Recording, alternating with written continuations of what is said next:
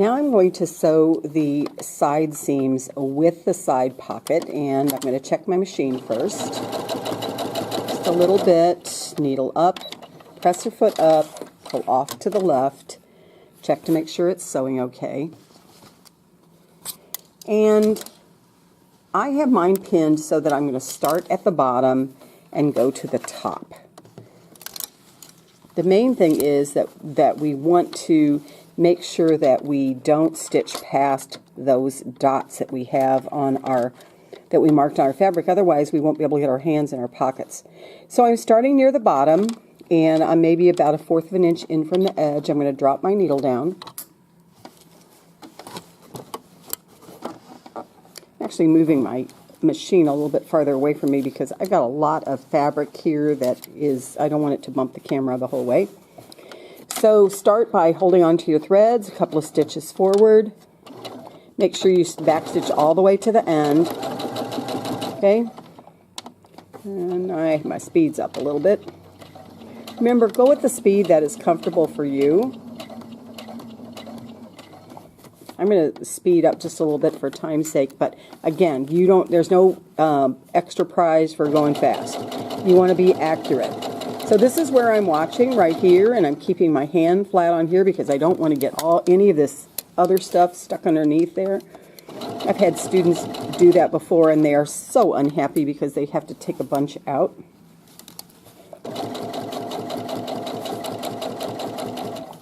Again, don't sew over pins. It's not good for the machine. It's not good for the needle. It's not good for your fabric.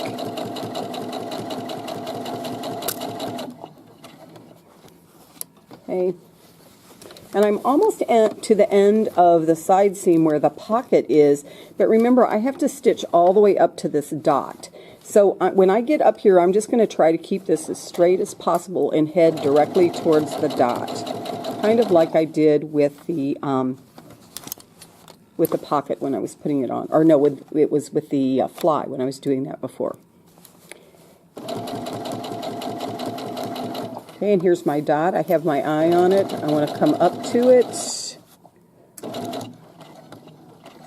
Come up even with it, and then I'm going to back stitch a couple of stitches, and then I'm going to needle up, press your foot up, pull off to the left, and I'm going to cut my threads.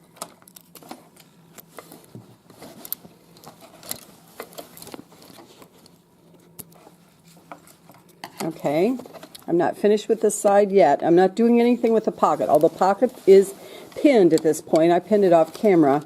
It is pinned together, but I'm not doing anything with it right now because it's not part of this side seam I want to take care of.